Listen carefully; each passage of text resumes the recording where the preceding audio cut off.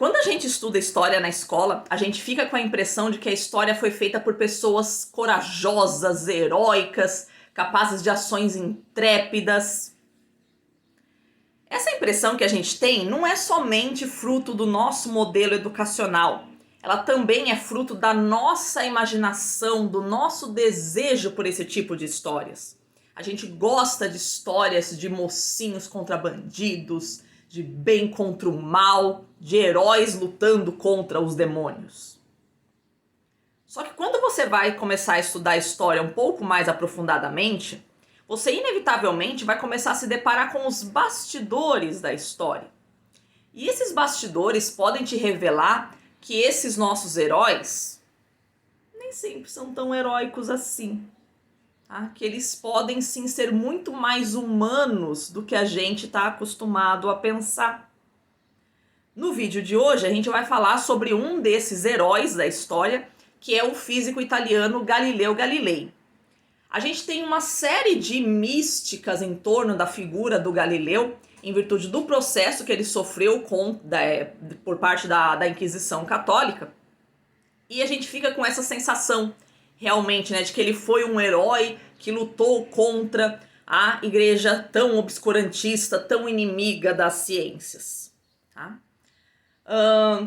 Não é, já digo de antemão, não é uma posição honesta, científica, historicamente.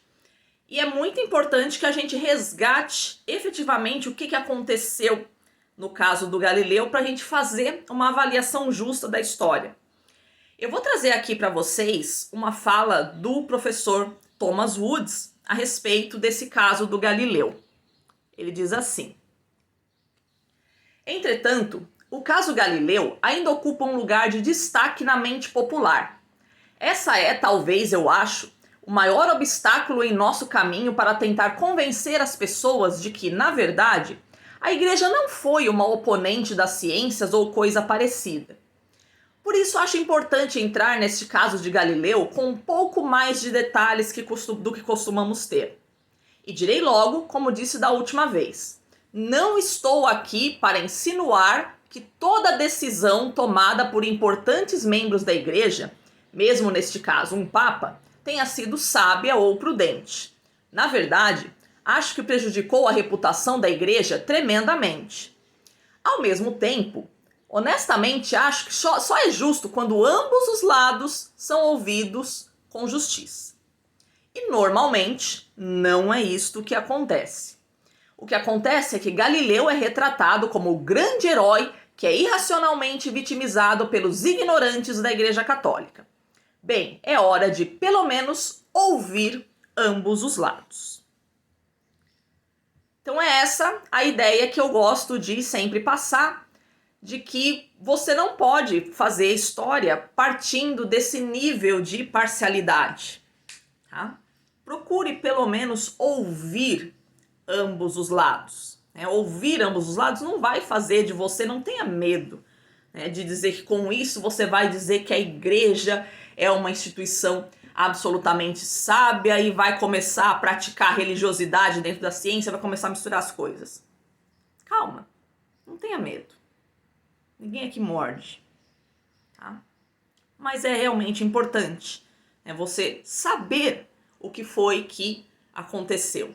Mesmo porque, não pense que isso não acontece, você pode encontrar algum oponente seu que saiba muito mais do que você. Então você tem que saber mais do que ele, procurar saber mais do que ele, para você conseguir vencer uma eventual discussão. Tá? Bom, em 1981, o então Papa João Paulo II nomeou uma comissão dentro de cientistas e de teólogos e de historiadores ali no Vaticano para reexaminar a documentação do caso Galileu.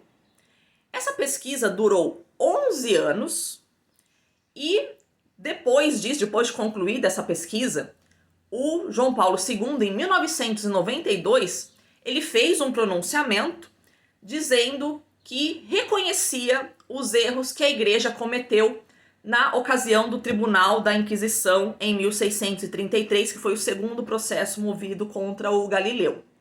Eu até me lembro, eu era criança nessa época, até me lembro desse discurso que o João Paulo II fez. Aquela fanfarra da mídia dizendo, finalmente o Papa reconheceu que a Terra é redonda, finalmente o Papa reconheceu que a Terra gira em torno do Sol. Mídia sendo mídia. Na verdade, não é nada disso, né? A questão do Galileu não era sequer essa discussão de que a Terra era redonda, né? Era a questão do heliocentrismo, né? E nem era essa centralmente, né? A questão. Mas não é isso, né? Não é disso que está falando o discurso do Papa, né? O discurso do Papa está falando com relação à condenação do Galileu, a maneira como o processo foi tratado, né? Às vezes a gente fica com essa impressão que nos é passada pela mídia. Para, né? Ok. Como começou essa história?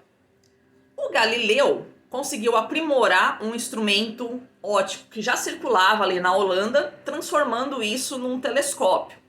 E a partir dessas observações no telescópio, ele começou a perceber feições e movimentos que não batiam bem com o modelo geocêntrico aristotélico de ciência. Tá? Ele observa, por exemplo, a superfície lunar como uma superfície extremamente irregular, né, cheia de montanhas, cheia de crateras, né, e contrariando essa noção de que os astros seriam esferas perfeitas. Não era, né? Isso era bem nítido no caso da Lua. Tá? O modelo heliocêntrico do Copérnico já estava ali circulando essas ideias ali entre cientistas e mesmo entre teólogos. Isso já era bastante discutido, o copernicanismo.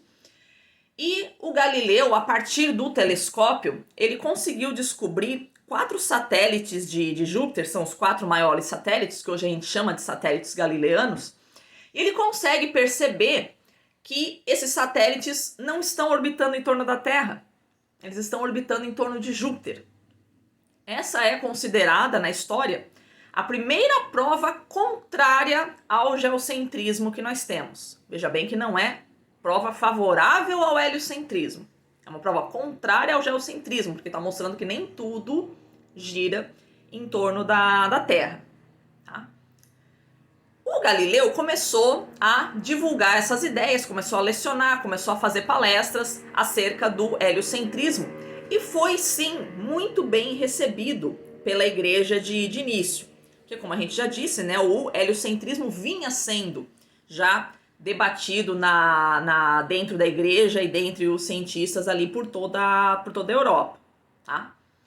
Mas, diferentemente do Copérnico, o Galileu começa a lecionar o heliocentrismo como uma verdade e não apenas como uma hipótese. O Copérnico nunca fez isso, né? O Copérnico sempre colocou o heliocentrismo como uma hipótese, como um facilitador da geometria do sistema solar. Galileu não, ele já é um pouco mais avançado. Ele fica realmente muito apaixonado pela hipótese heliocentrista e começa a divulgá-la como uma verdade e não como apenas uma teoria. Tá? Em ciência, não basta a gente estar falando a verdade.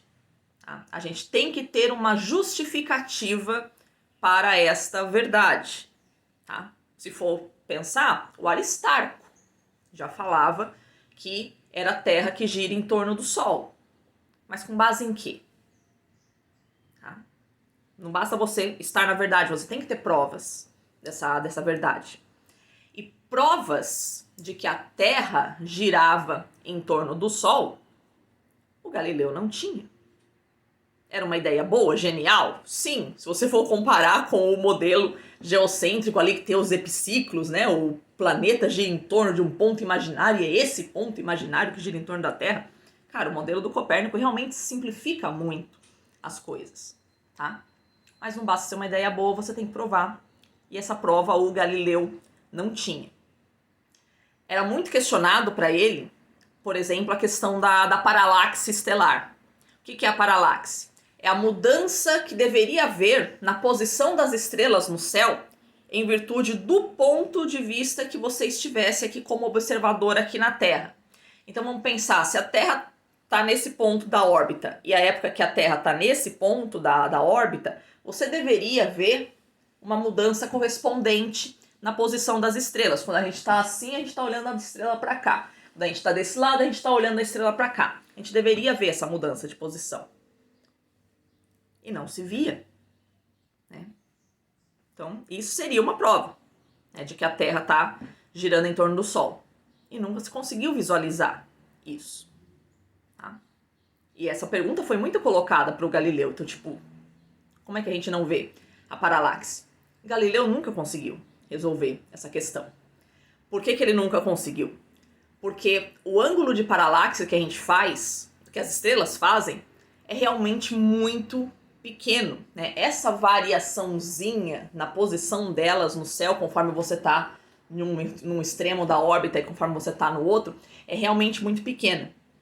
Tão pequena que ela só conseguiu ser verificada em meados do século XIX. Talvez tenha sido por isso que o Galileu não conseguiu provar isso, tá? Porque é uma variação realmente muito pequena. Com o telescópio ainda rudimentar que ele tinha, não era suficiente para perceber essa variação de paralaxe estelar. Mesmo hoje, com os telescópios mais topzera que a gente tem, a gente só consegue verificar esse fenômeno da paralaxe estelar para estrelas que estão a no máximo aí 1.600 anos-luz de distância de nós. O que é uma distância muito pequena, né, comparada com o tamanho do universo. Então, mesmo hoje, com os nossos instrumentos, é difícil a gente observar a paralaxe estelar. Tá? Então, sim, essa questão que a igreja colocava para o Galileu é um questionamento válido. Que ele não conseguisse provar era outra história, mas a questão que a igreja colocou era válida sim, era procedente. Tá? Só que o Galileu não se limitou a querer discutir questões científicas. Ele queria também discutir questões religiosas. Tá? O ponto que mais foi discutido na época foi uma passagem do livro de Josué, que diz assim, deixa eu pegar aqui, Josué 10, 12 e 13, ele diz da seguinte forma: Josué falou ao Senhor no dia em que ele entregou os amoreus nas mãos dos filhos de Israel e disse em presença dos israelitas: Sol, detente sobre Gibeon e tu, ó lua, sobre o vale de Ajalon. E o sol parou, e a lua não se moveu até que o povo se vingou dos seus inimigos. Isto se acha escrito no livro dos justos. O sol parou no meio do céu e não se apressou a pôr-se pelo espaço de quase um dia inteiro. Então essa passagem do livro de Josué mostrava que era o sol que se movia. Porque se Deus parou o sol, é porque ele estava se movendo e não a terra. Tá? O que o Galileu dizia, por exemplo, a respeito dessa passagem? Que se Deus tivesse parado somente o Sol e a Lua, ali no caso que a passagem está dizendo, teria causado uma desconexão total ali nos astros, porque Júpiter, Saturno, Marte, né, também acompanham esse mesmo movimento. E depois desse momento histórico, ninguém verificou uma desconexão entre os movimentos dos outros planetas e os movimentos do Sol e da Lua. Então, o que Deus fez, na verdade, foi parar o primeiro motor, ou seja, o princípio todo de movimento do universo. Tá? De modo que ele fez parar todas as esferas celestes e não somente o Sol e a Lua. Tá? Pode parecer uma explicação complicada fisicamente, porque é mesmo, né? Você está tentando conciliar ciência com religião, né? Nem sempre essa conciliação dá certo. Mas a ideia, você pode procurar estudar essa discussão. Galileu escreveu muita correspondência com vários teólogos da época discutindo isso. Tem um livrinho chamado Ciência e Fé, que é uma coletânea de cartas do Galileu. Eu não tenho ele aqui, eu li quando eu estava na graduação, né? Mas dá para você encontrar por aí, ele ainda é editado. Tá? Mas ali é bem interessante você ler essas cartas do Galileu, porque ele vai ali discutindo essa elaboração das ideias dele. Então você começa a perceber que às vezes a pessoa não é genial, assim, que ela tem insights, não. As ideias vão sendo lentamente gestadas. Tá? Então, o caso é que Galileu ele se colocou a querer discutir também teologia. Ele começou a dizer que todas essas passagens da Bíblia que falavam a respeito da imobilidade da terra e da mobilidade dos céus deveriam ser todas reinterpretadas. E aí que mora o perigo, porque o Galileu não era um teólogo. Será mesmo que um teólogo ou um não teólogo pode sair por aí dizendo que não, tudo que tem aí na Bíblia, do jeito que tá, tem que ser reinterpretado? Que direito ele tem de fazer isso? A gente mesmo hoje, a gente se queixa de que pessoas que não são especialistas em ciência querem apitar sobre ciência. Da mesma forma, como você pode permitir que uma pessoa que não é especialista em religião queira apitar sobre a religião? Então isso foi o que realmente pegou pro Galileu, é que ele não aceitava lecionar o heliocentrismo como uma hipótese e sim como uma certeza, como uma verdade, quando na realidade ele não tinha provas cabais do heliocentrismo e queria apitar sobre questões religiosas também. Ele queria produzir uma reinterpretação das passagens bíblicas. Se você considerar que a Reforma Protestante foi um evento que tinha acontecido anteontem, nessa época, esse perigo, essa ameaça que a igreja tinha, né, de gente que queria reinterpretar a Bíblia, era muito latente ainda. Né? É óbvio que ela não ia permitir que qualquer um chegasse ali dizendo que a gente tem que reinterpretar a Bíblia. E muito mais com base numa geringonça que ele tinha praticamente inventado ali. Se coloque no lugar da igreja. Você faria isso? Chega um cara com uma geringonça que ele praticamente inventou ali e fala, ó, essa geringonça aqui que eu tô usando aqui prova que tudo que vocês estão fazendo aí há mais de 2000 anos tá tudo errado. Você compraria essa ideia? Você sabe que não, seja honesto. Então, não queira examinar a história com o olhar que você tem hoje, com o conhecimento que você tem hoje. A gente precisa examinar a história com o conhecimento que foi produzido naquela época. E naquela época, as alegadas provas que o Galileu tinha não eram críveis. Tá? Outra coisa importante que a gente tem que pensar é que o Galileu não queria simplesmente romper com o geocentrismo e romper com a religião. Ele queria também romper com a ciência da época. Tá?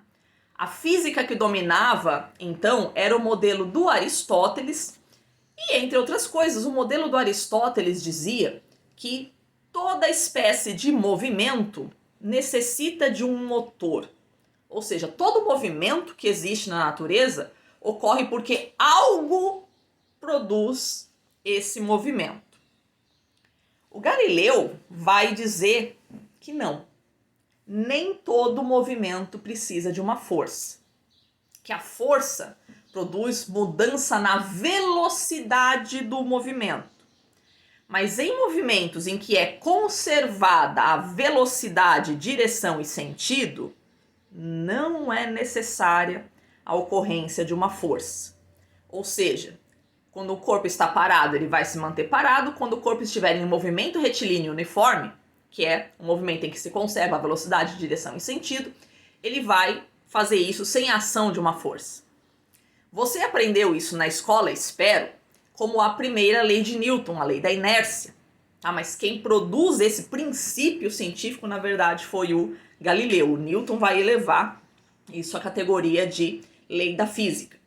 Então o Galileu não está comprando briga somente com a igreja e somente com os astrônomos da época. Ele está comprando briga com todos os cientistas da época. Ele está dizendo que toda a física aristotélica está errada. Kamikaze, não? Sabe? Você querer comprar briga com o mundo. Você acha realmente que você vai conseguir? Pega todo mundo que você vê por aí hoje querendo comprar briga com o mundo, cara. Vê se essas pessoas conseguem. Não dá. Né? Quando você se lança assim, né, essa guerra contra todos, não vai funcionar. Mas tá bom. O Galileu, em 1616, ele foi submetido a um julgamento em Roma, em que ele vai ser proibido de lecionar o heliocentrismo como uma verdade. Se ele quiser lecionar o geocentrismo, ele vai ter que lecionar da forma... o heliocentrismo. Né? Se ele quiser lecionar o heliocentrismo, ele vai ter que lecionar da mesma forma como todos os cientistas e teólogos da época lecionavam. Como uma teoria, que carecia ainda de comprovação, mas como uma teoria. Só isso foi o que aconteceu em 1616. Só que aquilo que está ruim sempre pode piorar.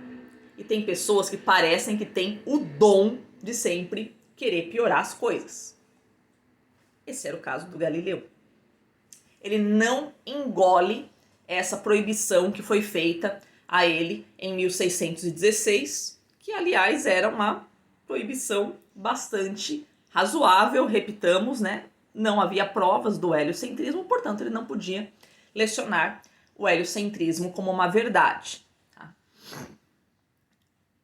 Ele passa os anos seguintes redigindo um livro. Tá? Ele vai redigir esse livro entre 1624 e 1630, que ficou conhecido posteriormente como o Diálogo sobre os dois máximos sistemas de mundo, mas esse é um título que vai ser dado posteriormente, né? O título que o Galileu deu originalmente para esse livro foi Diálogo sobre as Marés. Por quê? É um livro em que você tem uma discussão entre dois personagens ali, né? Um heliocentrista e um geocentrista. Tem um terceiro personagem ali que é um árbitro, é um espectador da discussão, mas que no final das contas ele acaba se convertendo ao heliocentrismo. Mas a ideia desse diálogo é demonstrar que os movimentos da Terra de rotação e de translação são os responsáveis pelo movimento das ondas e das marés. Ué, mas não é a gravidade da Lua, né, do Sol, né, puxa daqui, puxa de lá? Sim. Galileu vai colocar que as marés são produzidas pelo movimento de rotação e de translação da Terra, né, que é esse chacoalhar do mar que é produzido por a Terra estar se movimentando, que é o que produz as ondas e as marés. Desculpa se a igreja não comprou essa ideia, porque é uma ideia muito boba mesmo. É um conceito científico errado. As marés, as ondas não são produzidas por esses movimentos da Terra, pelo menos não diretamente, né, como o Galileu vai colocar. Tá? Então, por que a igreja não aceitou esse livro do Galileu? Porque ele está errado. Tá? Mas não é só isso o que vai acontecer. O Galileu, quando ele escreve esse livro, ele caracteriza os personagens assim, de uma forma muito diferente entre eles. O geocentrista é um inteligentão, que sempre tem os melhores argumentos, né? Sempre, né, se coloca de forma mais autoritária, mais pujante, assim. E o geocentrista é um completo retardado. Tá? E para quem conhecia, né, o contexto ali da época, vai dizer ali que muitas das características do jeito de falar, do jeito de argumentar ali do geocentrista eram a cara do Papa Urbano VIII. E aí, moleque, a carapuça serviu, o Papa vestiu e o pau comeu. Esse livro, originalmente, ele foi enviado para a igreja para ser impresso, né? Porque tudo que a gente precisava, tudo que a gente quisesse publicar, tinha que ter a chancela da igreja para ser publicado, né? Por isso que o negócio do Lutero realmente foi uma afronta muito, muito grande, né? Dele pregar as 95 teses ali na porta da igreja. Então tudo que você quisesse publicar, você tinha que ter a chancela da igreja. Ele pegou e mandou, né? O Galileu mandou o livro para imprimir. E aí, obviamente, que não passou, né? Aí, o que ele fez? Ele foi lá para um revisor meio clandestino, né? Para uma imprensa meio clandestina. O cara falou: vem cá, você conseguiu já autorização da igreja para publicar esse negócio? Não, consegui sim, tá tudo certo, pode mandar brasa aí. Beleza, o cara acreditou e foi lá e imprimiu o livro e começou a distribuir. Quando começou a circular essas ideias ali pela Europa, cara, é óbvio que o Papa não vai gostar de ser retratado como um retardado na obra magna do Galileu. Aí sim agora ele foi chamado pelo Tribunal da Inquisição em 1633. E nesse tribunal ele foi obrigado a se retratar das suas afirmações, né, sob a condição de que ele não seria acusado de heresia se ele se retratasse. Né? Depois de vários julgamentos, né, ele vai realmente se retratar, né, de que ele não ia mais fazer essa defesa do heliocentrismo como uma verdade e que ele se arrependia, né, de ter retratado o Papa como esse retardado, né, que ele faz ali no livro. Percebe a questão? Então, o que faz o Galileu ser julgado pelo Tribunal da Inquisição nem é tanto a questão do heliocentrismo, ele já tinha sido julgado antes e não pegou nada, né? Nada grave, vamos dizer assim, né, na questão do heliocentrismo. Foi muito mais uma questão de desafeto pessoal que foi criado aí. Né? O Papa levou aquilo pro pessoal porque o Galileu realmente estava fazendo um ataque pessoal ao Papa. Esse é o perigo de quando a gente se deixa levar pelo nosso orgulho, pelo nosso ressentimento, pela nossa arrogância. Galileu, vocês já perceberam, né? Não era uma pessoa muito fácil de se lidar e ele se deixa levar pelo seu sentimento, se deixa levar pelo ressentimento da primeira condenação que ele sofreu e fala: eu não vou deixar barato, né? Calma aí, me aguarde, vocês vão ver o que eu vou aprontar. Esse que é o perigo da gente se deixar levar pelas nossas emoções, tá? Esse é um cuidado que a gente tem que ter. Da mesma forma, o Papa, né, que realmente engoliu essa história, né, de que ele foi ali, né, maltratado ali no livro e realmente não deixou barato essa discussão. Tá? Então, né, fica aí a lição de que a gente precisa, né, ter um pouco mais de trato na hora que a gente vai tratando com pessoas. Né? O trabalho de um cientista realmente às vezes é muito mais de relações públicas do que, né, tá sempre ali no laboratório. Tá? Pois bem, essa condenação aí da Inquisição, o Galileu é condenado à prisão domiciliar. Tá? Tem todas essas ideias aqui, tipo, de que depois que ele se retratou, ele falou, e no entanto ela gira, né? Do tipo, ele continuou conservando. Não existe nenhum tipo de base histórica para a gente sustentar essa afirmação. E ele vai morrer 9 anos depois em casa. Né? Durante esse período ele ainda vai pesquisar um pouquinho leis da mecânica que vão ser fundamentais pro trabalho do Newton posteriormente. Tá? Então, essa foi a história do Galileu e algumas lições que a gente pode tirar a respeito dessa história é que, primeiro, a gente não pode fazer uma leitura da história com o conhecimento que a gente tem hoje. É muito fácil a gente olhar hoje e falar, meu Deus, como os caras daquela época eram idiotas, achando que a Terra que era o centro do universo, que a Terra era parada, que o Sol se mexia. Vem cá, não é isso que a gente vê todo dia? A gente não vê efetivamente o Sol se mexendo? Você sente os movimentos da Terra? Então não venha me dizer que é óbvio que a Terra é que se mexe. Não é óbvio. Tanto não é óbvio que tanto a rotação quanto a translação da Terra só conseguiram ser provadas no século XIX. Primeiro, na verdade, a translação e depois ainda a rotação. Tá? A gente já estava quase chegando no século XX quando a gente consegue provar a rotação da Terra ali com o pêndulo de Foucault. Então não são óbvios esses movimentos. Né? Então cuidado para você não tomar algo que para você é óbvio hoje, né? Como óbvio para uma época que não tinha as tecnologias, não tinha o conhecimento que a gente tem hoje. Tá? Uma outra lição que a gente pode tirar é a gente evitar fazer essa leitura enviesada da história.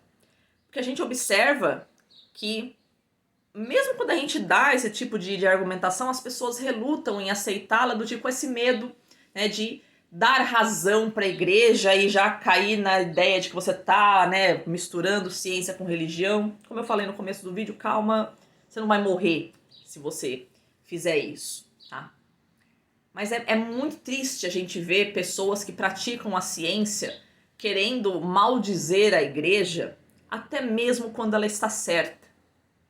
Como foi o caso do Galileu na questão do heliocentrismo, tá? Muito triste porque, tipo, você tem a opção de falar para os seus alunos, na educação básica, por exemplo, por que a igreja não aceitou a argumentação do Galileu? Você pode perfeitamente dizer, é porque os instrumentos daquela época não eram tão bons assim como é hoje, né? Então Galileu realmente não tinha como provar aquilo que ele estava falando, né? Hoje a gente consegue, né? Mas naquela época era difícil mesmo, né? Você pode fazer isso. E se você fez uma graduação em história ou em física, você conhece a história da ciência, você sabe. E, tipo, você vive uma vida, né? Você usou disco de vinil, né? Você sabe da evolução da tecnologia. Então, se você não tem coragem de falar sequer sobre a evolução tecnológica do tempo do Galileu pra cá, desculpa. Você não está mais fazendo ciência, você está fazendo religião, você está sendo mais dogmático até do que a própria religião, tá? Pega ali o conceito de esclarecimento do Adorno e Horkheimer que você vai entender do que eu tô falando, tá? Outra coisa que a gente pode tirar dessa história do Galileu também, da gente evitar fazer essas narrativas históricas de mocinhos contra bandidos, né, de heróis combatendo injustiças, de luta do bem contra o mal. Tá? Ninguém aqui nesse mundo é simplesmente mocinho ou bandido. Somos todos seres humanos, cheios de qualidades e cheios de defeitos. Galileu não era um herói. Ele era um ser humano cheio de qualidades e cheio de defeitos. E deixou muitos desses defeitos aflorarem no seu processo. Então, procura fazer uma leitura da história assim um pouco mais próxima do mundo real, tá? Eu acho isso até uma vantagem, a gente proceder estudando a história, né, pensando num mundo mais real, né, numa história, numa ciência feita de sujeitos mais humanos, tá? Por quê? Porque sempre que a gente fica pensando na ciência como uma atividade feita por homens geniais, né, parece que ela é uma atividade muito distante de nós, que esse conhecimento é muito inacessível a nós. E quando você começa a estudar a história da ciência com essa perspectiva, né, pensando aí, né, que a ciência foi feita por seres humanos que passaram noites em claro ali com as suas experiências, você começa a entender que a ciência é uma atividade humana. Tá? E que, portanto, você, que é um humano comum, por que não? Pode praticar ciência. Você pode progredir, você pode sim contribuir para o conhecimento da humanidade se você desejar ser um cientista. Então, na hora que a gente transforma a ciência numa atividade mais humana, nós também conseguimos nos aproximar um pouco mais da prática científica. Né? Não fica uma ideia do tipo, isso daí é um bando de louco que fala umas coisas que ninguém entende. Calma, né? Menos. Começa aí atrás. Né? Começa a observar a ciência no seu cotidiano, porque foi isso o que essas pessoas fizeram. E você vai começar a se realmente encantar com a ciência. Não pela ciência que foi contada para você, mas pela ciência que você efetivamente vive na sua vida. Vai por mim, esse processo é muito maravilhoso. Tá? Vou fazer uma citaçãozinha aqui de alguns trechos do discurso que o João Paulo II fez em 1992. Ele disse assim, por exemplo: Galileu rejeitou a sugestão de apresentar o sistema de Copérnico, heliocentrismo, como uma hipótese até ser confirmado por provas irrefutáveis. Tratava-se de uma exigência do método experimental, do qual ele foi o iniciador genial. Ou seja, foi o Galileu que tanto falava que a gente tem que se fiar na experiência, né? E ele mesmo não conseguia dar provas experimentais dos argumentos dele. Aí fica difícil, né, você querer que a igreja aceite, né? Mas o melhor está aqui. A maioria dos teólogos não percebia a distinção formal entre a escritura sagrada e a sua interpretação, o que os levou a transpor indevidamente para o campo da doutrina da fé uma questão de fato relevante da investigação científica. Recordemos a frase célebre atribuída ao cardeal Baroni: o Espírito Santo quer nos dizer como se vai para o céu e não como vai o céu. Ou seja, porque a Bíblia é um livro que fala, não tem nada com nada ali em ciência. É, verdade, dizer que o mundo foi criado em 6 dias, né? Mas não é esse o propósito da Bíblia. Tá? A Bíblia quer nos dizer como é que você vai para o céu. E não como vai o céu, né? Como estão as coisas ali no céu. Né? Então não tente criar relações onde essas relações não existem. Né? Você que critica pessoas que querem inserir religião na ciência, né? Também deve se policiar, né? Para não querer que a religião se torne científica. Tá? São duas faces da mesma moeda. Você está criticando um movimento que você mesmo está fazendo. Tá? Para quem quiser mais detalhes sobre essa história do Galileu, eu recomendo este livro aqui, tá? Galileu pelo Copernicanismo e pela Igreja, do Annibale Fontoli. Tá? Gente, um grau de detalhe maravilhoso a respeito dessa história. Tá? Não quiser acreditar no que eu estou dizendo, no que o Thomas Woods diz, no que o João Paulo II diz, beleza. Pesquise você mesmo. O processo do Galileu ainda está ali no Vaticano. Que tal a gente ir atrás, né, de efetivamente nós conhecermos mesmo os fatos históricos, como eles efetivamente aconteceram, e não como a nossa mente, que adora narrativas, gosta de contar. Tá? É essa a ideia de hoje, da gente procurar, né, ouvir os dois lados antes de tentar formar uma conclusão. Perfeito, crianças? Muito obrigada pela presença de vocês e até a próxima!